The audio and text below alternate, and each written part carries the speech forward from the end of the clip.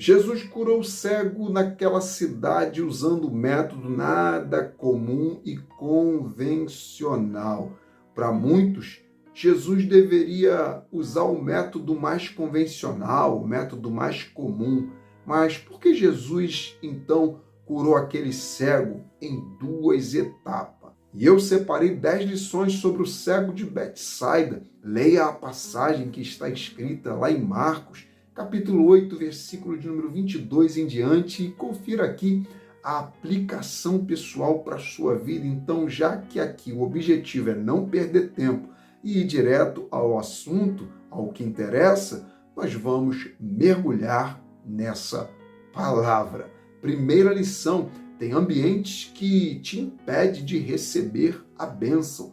Marcos capítulo 8, versículo 23, diz que Jesus pegou o cego pela mão e levou ele para fora da aldeia de Betsaida e o curou do lado de fora. E no versículo 26, Jesus ainda disse o seguinte: não entre mais naquela aldeia. O ambiente, irmãos, daquela aldeia não tinha nada mais a ver com a nova vida que aquele homem passaria a viver. E eu aprendo que jamais seremos curados em ambientes que nos adoecem espiritualmente. Por isso que Jesus nos pega pela mão e nos ajuda a sair de ambientes adoecedor, ambientes tóxicos demais para a nossa alma. Então, jamais volte para o ambiente que é sinônimo de dor, que é sinônimo de distanciamento de Deus, desprezo e sofrimento. Quem teve a visão restaurada não volta, não retrocede, não caminha para trás. O milagre que Jesus fez em sua vida não deve explicações para a antiga aldeia de onde ele te tirou. É melhor mudar de aldeia do que morrer cego. Segunda lição: calma, é por etapas.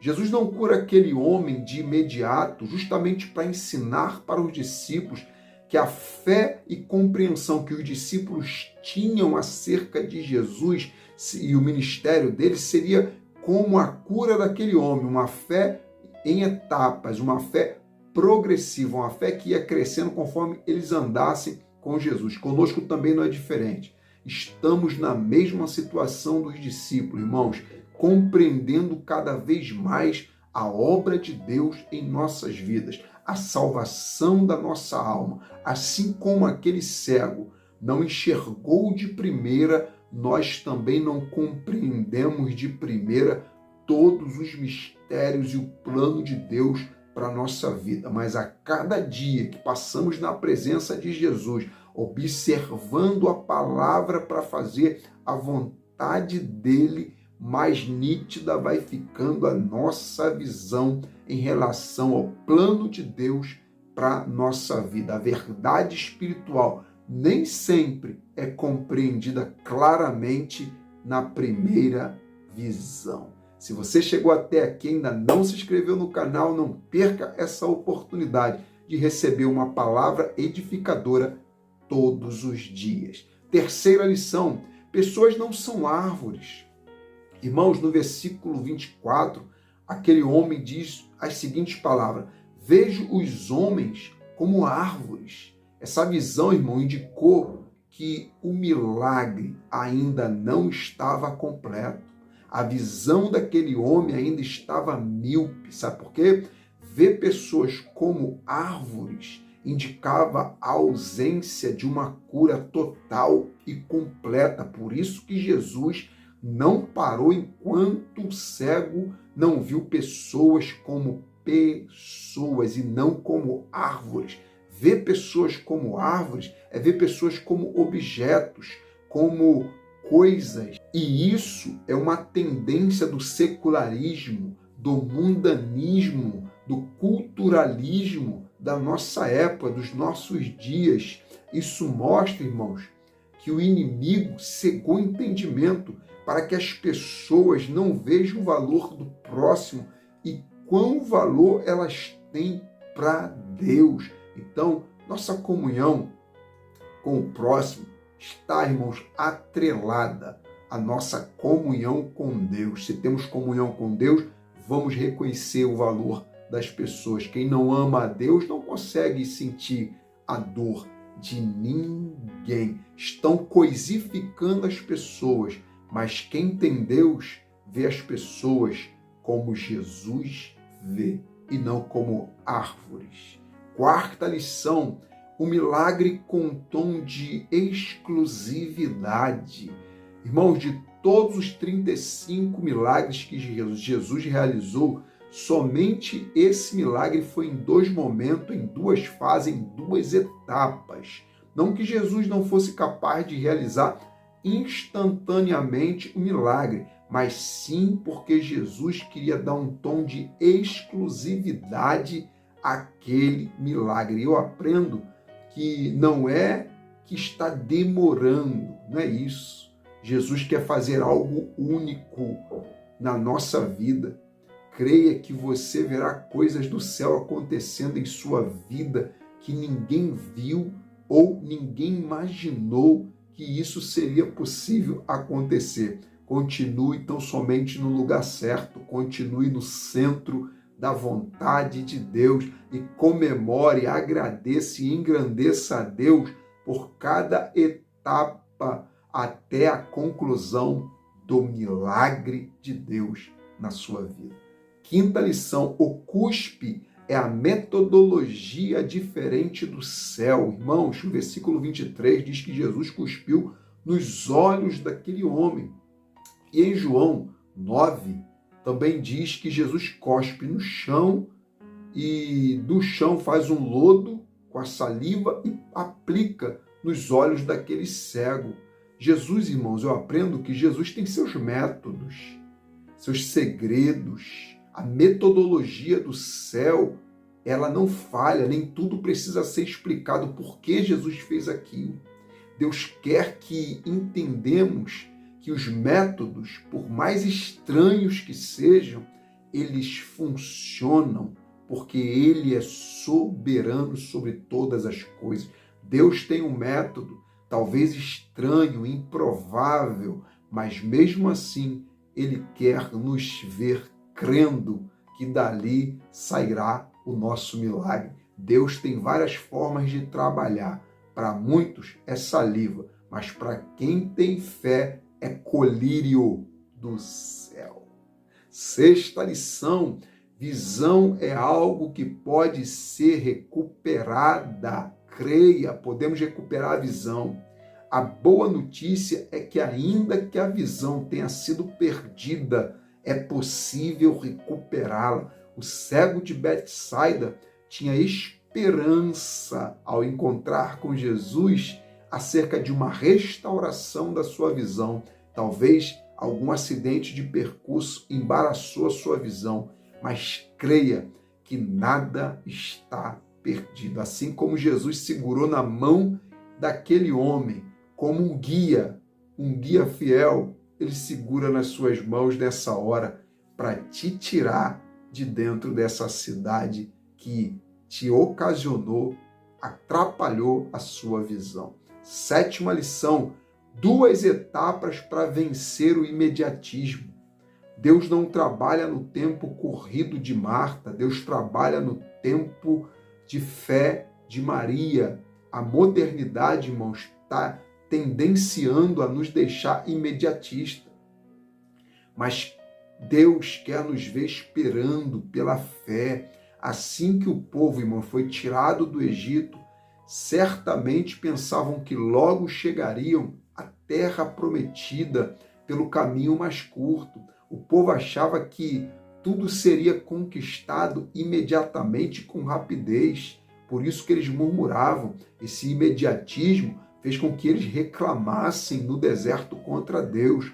Muitas vezes, Deus nos conduz pelo caminho mais longo e demorado aos nossos olhos, porque quer despertar em nós a fé e a paciência em esperar em Deus. Não se apresse, não se desespere, permaneça em Deus. Ele sabe a hora certa de tudo acontecer nas nossas vidas. Oitava lição, 1, 2 vezes, Jesus não desiste. Irmãos, foram necessárias 2 tentativas para que aquele homem fosse curado de vez daquela cegueira. E é interessante que Jesus não desiste. Amém, irmãos? Jesus não vai parar enquanto não curar a visão de alguém. Pode ser a sua visão, a visão de um ente querido ou de um amigo. A Bíblia diz que em todos os casos de cegueira que Jesus se deparou, ele deu vista aos cegos. Isaías 42:7 diz que ele veio abrir os olhos dos cegos para tirar eles das prisões, dos cárceres, tirar eles das trevas, da escuridão. Então, não importa em que cidade essa pessoa esteja, em que estado ela esteja, nível de cegueira, não importa o grau de cegueira que ela está, Jesus tem vários métodos e em 1 hora um deles decreta a queda dessas escamas dos olhos em nome de Jesus. 9ª lição, decida ter uma vida plena e não se acomode com a visão míope. Repare, irmãos, que o próprio Jesus não se conformou com a visão míope, turva daquele homem. Jesus quer nos ver tomando a decisão pela visão plena e original dele, disposto a ter uma visão original dele. Muitas foram as vezes em que os discípulos de Jesus foram tentados ou induzidos, tá bom? Pela multidão a terem uma visão distorcida a respeito do Mestre e da missão de Jesus. E conosco, também não é diferente, mas não se conforme, não se acomode em ter apenas uma visão parcial, turva, acerca de Jesus. Decida hoje ter uma visão plena do reino e da pessoa de Cristo. Romanos, capítulo 12, versículo 2. E não vos conformeis com esse mundo, mas transformai-vos pela renovação do vosso entendimento, para que podemos experimentar qual seja a boa, agradável e perfeita vontade de Deus. E aí eu entendo que a luz entra pelos olhos, mas quem enxerga é o entendimento, é a mente. Amém? 10ª lição, sabedoria não é apenas saber onde não devo ir, mas sim não se esquecer de onde Jesus me tirou. Uma coisa é estar na aldeia porque é cego, irmãos. E a outra coisa totalmente diferente é querer permanecer lá depois de curado. Tem muita gente, depois de curado, querendo voltar para a aldeia, querendo permanecer na aldeia. Tenha sabedoria para jamais voltar para onde Jesus te tirou. Abraão, Moisés, nunca mais voltaram de onde Deus os tirou. Para onde estamos indo, irmãos, é eternamente maior, é eternamente melhor. Então, adeus Egito, adeus vida velha, adeus aldeia, estou andando em novidade de vida com o meu Senhor. Queira o inimigo ou não, queira os principados e potestades ou não, o que Deus tem para fazer e está fazendo em nossa vida, se nós aceitarmos o tratar de Deus, o trabalhar de Deus, não tem nada e ninguém que possa impedir. Espero que essas 10 lições, pelo menos 2, 3, alguma delas, tenha em algum momento falado ao seu coração. Que Deus continue te abençoando, te dando força para sair das aldeias que você precisa sair, para te dar a visão original que você precisa ter e para que você contemple não só as pessoas como elas são, mas contemple um lindo ministério na sua frente, sem nenhum chuvisco na imagem, uma imagem perfeita daquilo que Deus tem e quer fazer na sua vida e através da sua vida. Deus continue te abençoando. Obrigado desde já por sua companhia e por seu comentário, por seu compartilhamento dessa mensagem em nome de Jesus. A gente segue firme aqui, andando pelo Rei e pelo reino e para a glória de Deus. Fique na paz do Senhor Jesus.